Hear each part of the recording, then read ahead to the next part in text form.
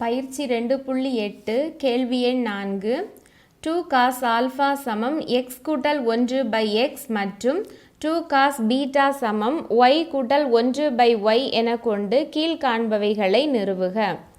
4 கேள்வி கொடுத்துருக்காங்க. நம்ம 2 cos ஆல்ஃபா உடைய மதிப்பு x கூட்டல் 1 by xன்னு எடுத்துக்கணும். 2 cos பீட்டா உடைய மதிப்பு y கூட்டல் 1 by yன்னு எடுத்துக்கணும். எடுத்துக்கிட்டு இந்த 4 கேள்வியுடைய மதிப்பையும் நம்ம கண்டுபிடிக்கணும். இப்போ ஃபஸ்ட்டு வந்து இந்த ஃபஸ்ட்டில் இருக்கக்கூடிய இந்த 2 cos ஆல்ஃபா சமம் x கூட்டல் 1 by x இதை எடுத்துக்குவோம். இங்கே வந்து எல்சிஎம் எடுத்துக்கிட்டோன்னா 2 cos ஆல்ஃபா சமம் இங்கே வந்து x ஸ்கொயர் கூட்டல் 1 by xன்னு கிடைக்கும். இந்த எக்ஸை வந்து குறுக்கு பெருக்கல்ல இங்கே கொண்டு வரும்போது 2 cos ஆல்ஃபா இன்டு எக்ஸ் சமம் x ஸ்கொயர் கூட்டல் 1ன்னு கிடைக்கும். அப்புறம் எல்லாத்தையும் ஒரு பக்கமாக எடுத்துக்கலாம். இதெல்லாம் இங்கே கொண்டு வந்துடலாம். அப்போ 2 cos alpha x minus x square minus 1 சமம் 0ன்னு வந்துடும். இதை அரேஞ்ச் பண்ணும்போது minus x square plus 2 cos alpha x minus 1 சமம் 0. ஒரு மைனஸால் நம்ம பெருக்கிட்டோன்னா x square minus 2 cos alpha x plus 1 சமம் 0ன்னு கிடைக்கும். இது வந்து எந்த ஃபார்மில் இருக்குன்னா ax square plus bx plus c ஃபார்மில் இருக்குது. இங்கே ஏயுடைய மதிப்பு வந்து 1, பியுடைய மதிப்பு வந்து மைனஸ் 2 cos ஆல்ஃபா, அப்புறம் சியுடைய மதிப்பு வந்து 1. இப்போ இதில் எக்ஸ் கண்டுபிடிக்கிறதுக்குள்ள ஃபார்முலா என்னன்னா minus b plus or minus root of B square minus 4ac by 2a. இப்போ இந்த ஃபார்முலாவில் அப்படியே அப்ளை பண்ண போகிறோம். எக்ஸ் சமம் இங்கே பியுடைய மதிப்பு வந்து மைனஸ் 2 cos ஆல்ஃபா, இங்கே மைனஸ் பி எழுத போகிறோம். அப்போ இது வந்து 2 cos ஆல்ஃபான்னு மாறிடும். இந்த மைனஸும் அந்த மைனஸும் ப்ளஸ் ஆயிரும். அப்புறம் plus or minus root of B square, அதாவது இதுக்கு ஸ்கொயர் கிடைக்கும், மைனஸ் 2 cos ஆல்ஃபாவுடைய ஸ்கொயர் மைனஸ் 4 இன்டு இங்கே ஏயுடைய மதிப்பு 1 இன்டு சியுடைய மதிப்பு 1 பை 2a 2 இன்டு 1. இப்போ இதுலேருந்து எக்ஸ் சமம் என்ன கிடச்சிரும்னா 2 cos alpha plus or minus root of இது வந்து ஸ்கொயர் பண்ணும்போது மைனஸ் 2 ஸ்கொயர் வந்து 4 மாறிடும். cos ஆல்ஃபா ஸ்கொயர் வந்து cos ஸ்கொயர் ஆல்ஃபா, அப்புறம் இங்கே மைனஸ் 4 பை 2ன்னு கிடைக்கும். இப்போது எக்ஸ் சமம் இந்த 2 cos ஆல்ஃபா அப்படியே தான் இருக்கும், ப்ளஸ் ஆர் மைனஸ் இதில் வந்து நம்ம 4 வந்து பொதுவாக வெளியில் எடுத்துக்கலாம். 4 பொதுவாக எடுத்துட்டோன்னா cos ஸ்கொயர் ஆல்ஃபா மைனஸ் 1 வந்து மீதி இருக்கும் பை இந்த 2. இப்போது எக்ஸ் சமம் 2 cos alpha plus or minus இதை வந்து நமக்கு வந்து sin square theta plus cos square theta சமம் 1 இந்த ஃபார்முலா வந்து நமக்கு தெரியும். இப்போ இந்த ஃபார்முலாவில் நமக்கு வந்து காஸ் ஸ்கொயர் ஆல்ஃபா மைனஸ் 1 வேணும். அப்போது இங்கே காஸ் ஸ்கொயர் தீட்டாவை இங்கே வச்சுட்டு இந்த மைனஸ் 1 இங்கே கொண்டு வந்துட்டோன்னா இந்த சைன் ஸ்கொயர் தீட்டா வந்து இந்த பக்கம் போயிடும், மைனஸ் சைன் ஸ்கொயர் தீட்டா. அப்போது இங்கே ரூட் ஆஃப் இந்த 4 அப்படியே இருக்கட்டும். இந்த காஸ் ஸ்கொயர் ஆல்ஃபா மைனஸ் 1க்கு பதிலாக நம்ம என்ன பண்ணிக்கலாம்னா மைனஸ் சைன் ஸ்கொயர் ஆல்ஃபாவை வந்து பிரதியிடலாம் பை 2ன்னு கிடைக்கும். இப்போது நெக்ஸ்ட் ஸ்டெப்பு எக்ஸ் சமம் 2 cos alpha plus or minus இது வந்து எப்படி மாறிடும்னா minus 4 sine square alpha by 2ன்னு கிடைக்கும். இப்போ இதுலேருந்து எக்ஸ் சமம் 2 cos alpha plus or minus root of இந்த மைனஸ்க்கு பதிலாக வந்து ஐ ஸ்கொயர் போடலாம். இந்த 4 வந்து 2 ஸ்கொயர்னு எழுதலாம். அப்புறம் இங்கே சைன் ஸ்கொயர் ஆல்ஃபா இருக்குது பை 2. இப்போது எக்ஸுடைய மதிப்பு வந்து என்ன கிடைக்கும்னா 2 cos alpha plus or minus இது ரூட்டுக்கு வெளியில் எடுக்கும்போது ஐ வந்துடும், ஒரு 2 வந்துடும், ஒரு சைன் ஆல்ஃபா வந்துடும் பை 2. 2 வந்து நம்ம பொதுவாக எடுத்துக்கலாம். அப்போது இங்கே காஸ் ஆல்ஃபா பேலன்ஸ் இருக்கும் ப்ளஸ் ஆர் மைனஸ் இந்த 2 வந்து நம்ம எடுத்ததுக்கப்புறம் ஐ சைன் ஆல்ஃபா பை 2ன்னு கிடைக்கும். இந்த 2 கேன்சல் ஆகிட்டு எக்ஸுடைய மதிப்பு வந்து cos alpha plus or minus i sine ஆல்ஃபான்னு கிடைக்கும். நாம் வந்து எக்ஸுடைய மதிப்பை வந்து cos alpha plus i sine alpha அப்படி நாம் எடுத்துக்குவோம். இதே மாதிரி கேள்வியில் இன்னொன்று கொடுத்துருக்காங்க. 2 காஸ் பீட்டா சமம் ஒய் ப்ளஸ் 1/y.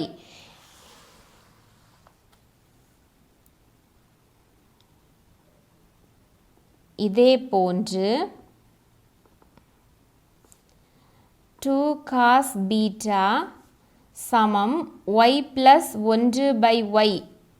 இதை நாம் எடுத்தோம்னா நமக்கு ஒய்யுடைய மதிப்பு வந்து cos beta plus i sine beta இப்படி நமக்கு கிடைக்கும். ஃபஸ்ட்டு கேள்வி எடுத்துக்குவோம். எக்ஸ் பை ஒய் கூட்டல் ஒய் பை எக்ஸ் சமம் 2 காஸ் ஆல்ஃபா மைனஸ் பீட்டா.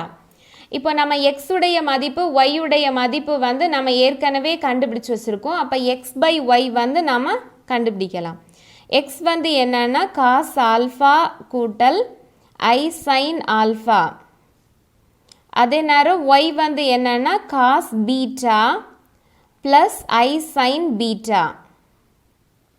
இப்போ இப்படி வந்துச்சுதுன்னா இதை எப்படி நாம் எழுதலான்னா காஸ் இந்த ஆங்கிள் மட்டும் அதாவது ஆல்ஃபா மைனஸ் பீட்டா கூட்டல் ஐ இன்டு இதை எப்படி எழுதலான்னா sine of alpha minus beta இப்படி நாம் எழுதலாம்.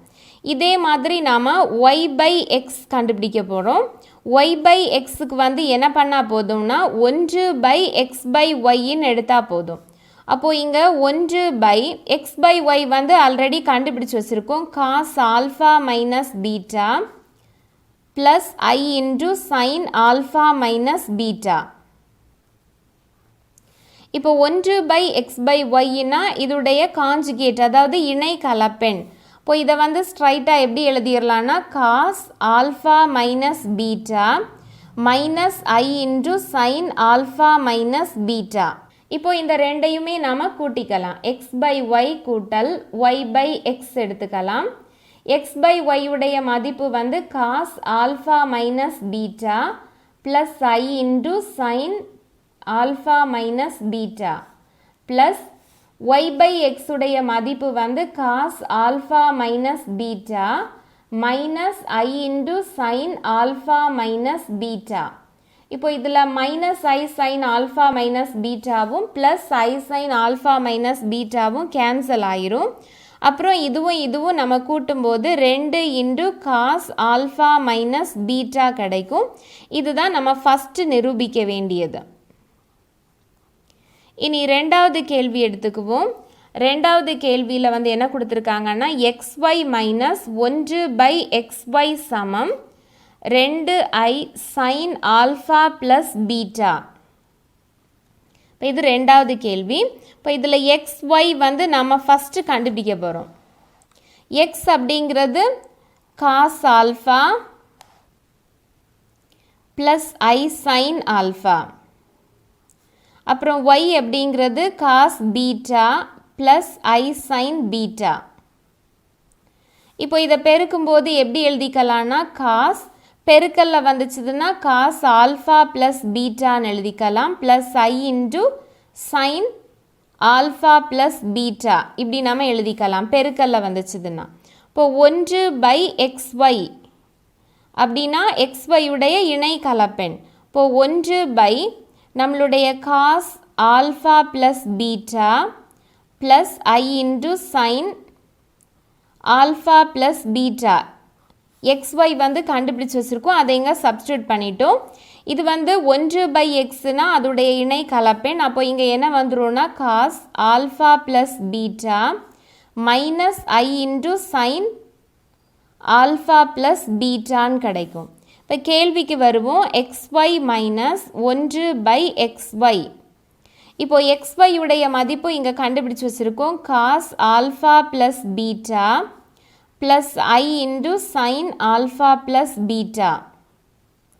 இங்கே நடுவில் மைனஸ் இருக்கிறதுனால ப்ராக்கெட் யூஸ் பண்ணிக்குவோம். மைனஸ் 1/xy உடைய மதிப்பு இங்கே கண்டுபிடிச்சு வச்சுருக்கோம். Cos alpha plus beta minus I into sine alpha plus beta. இப்போது அடுத்த ஸ்டெப் இது எப்படி மாறிடும்னா cos alpha plus beta plus I into sine alpha plus beta. ப்ராக்கெட்டை வந்து ரிமூவ் பண்ணி எழுதுகிறோம்.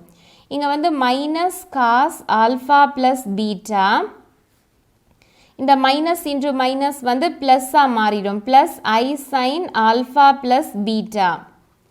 இப்போ இந்த cos alpha plus beta cos alpha plus beta cancel ஆயிரும். இந்த ரெண்டையுமே நம்ம கூட்டும்போது 2I sign alpha plus beta நமக்கு கிடைக்கும். இப்போ இது வந்து எதுக்கு கிடைச்ச ஆன்சர்னா xy மைனஸ் 1/xy. இது வந்து ரெண்டாவது கேள்விக்கு ஆன்சர். இப்போ மூன்றாவது கேள்வி பார்ப்போம். x m by y n minus y n by x m சமம் 2I sine m alpha minus n beta. இப்போ ஃபஸ்ட்டு x m எடுத்துக்கலாம்.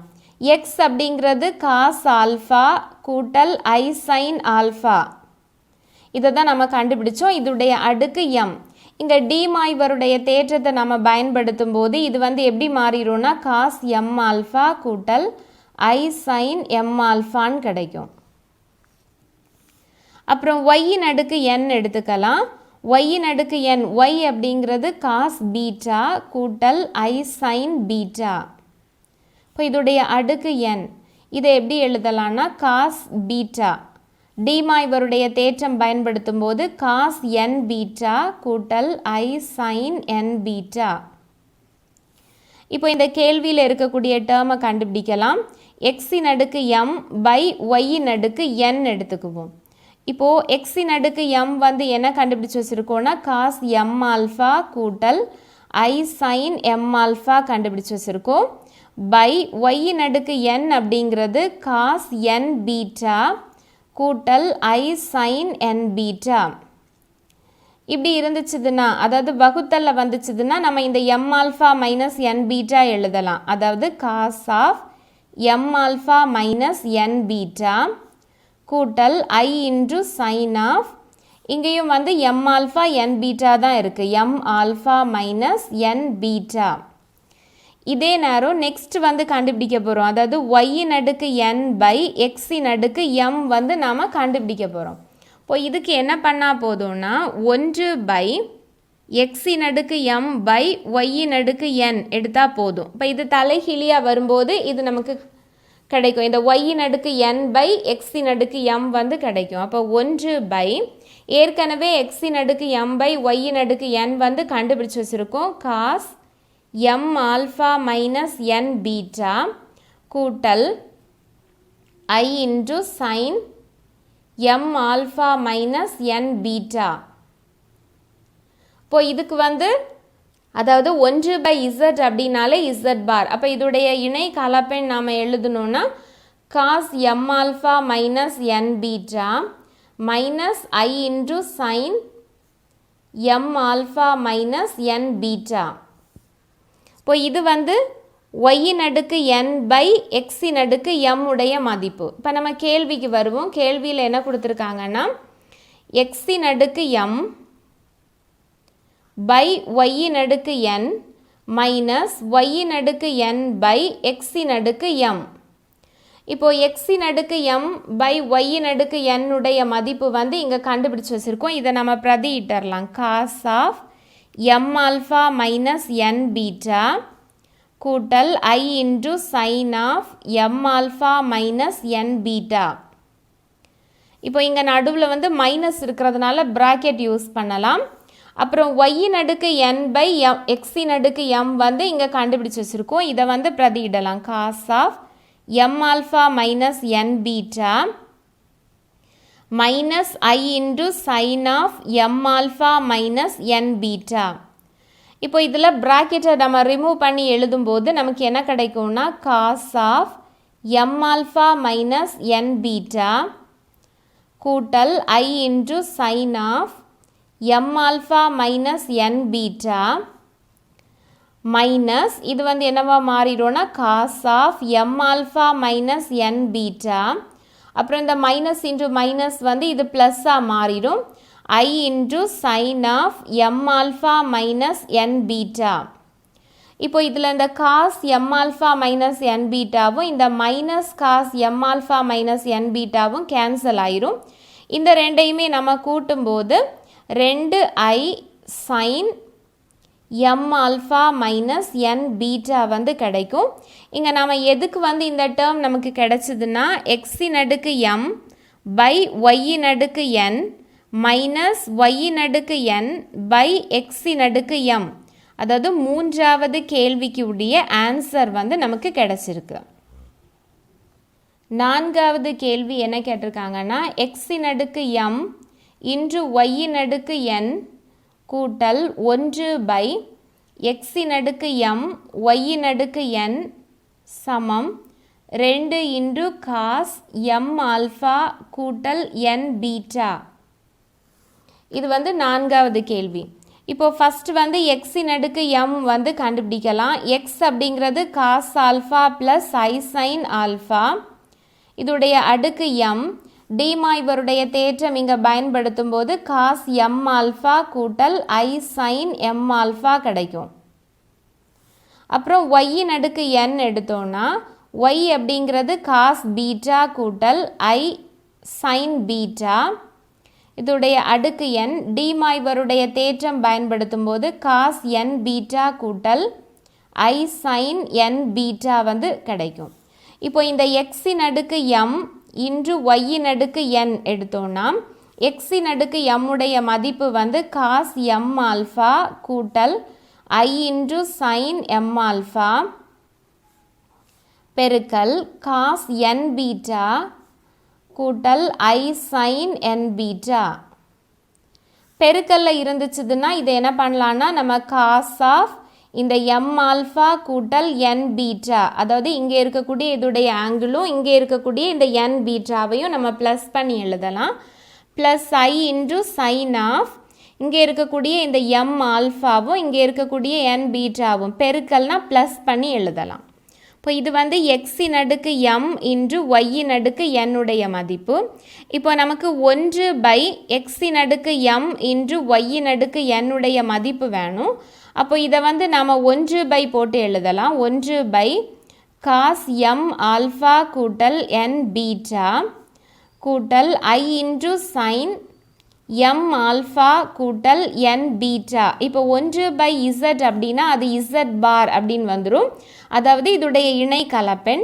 இதுடைய இணை கலப்பெண் அப்படின்னு பார்க்கும்போது காஸ் m ஆல்ஃபா கூட்டல் n beta minus i into sine m alpha plus n beta கிடைக்கும்.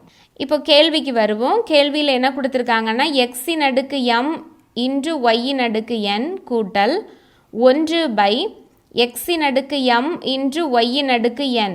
இப்போ இதை எப்படி எழுதலான்னா எக்ஸின் அடுக்கு m இன்டு ஒய்யின் அடுக்கு n உடைய மதிப்பு வந்து காஸ் m ஆல்ஃபா கூட்டல் n பீட்டா கூட்டல் ஐ இன்டு சைன் m ஆல்ஃபா கூட்டல் n பீட்டா. அப்புறம் ப்ளஸ் இருக்கிறதுனால ப்ராக்கெட் யூஸ் பண்ண வேண்டாம். ப்ளஸ் இந்த 1 பை எக்ஸின் அடுக்கு m இன்டு ஒய்யின் அடுக்கு n உடைய மதிப்பு இப்போ தான் கண்டுபிடிச்சி வச்சுருக்கோம். காஸ் m ஆல்ஃபா கூட்டல் n beta minus i into sine m alpha கூட்டல் n பீட்டா. இப்போ இந்த minus i sine m alpha plus n பீட்டாவும் இந்த plus i sine m alpha plus m பீட்டாவும் கேன்சல் ஆயிரும். இப்போ மீதி இருக்கக்கூடிய இந்த ரெண்டு டேர்மையும் நம்ம கூட்டும்போது 2 இன்டு காஸ் m ஆல்ஃபா கூட்டல் n பீட்டா கிடைக்கும். இங்கே வந்து என்ன கேள்வி இருக்கும்னா எக்ஸின் அடுக்கு m இன்டு ஒய்யின் அடுக்கு n கூட்டல் 1 பை எக்ஸின் அடுக்கு m இன்டு ஒய்யின் அடுக்கு n. இது வந்து நான்காவது கேள்விக்கு ஆன்சர்.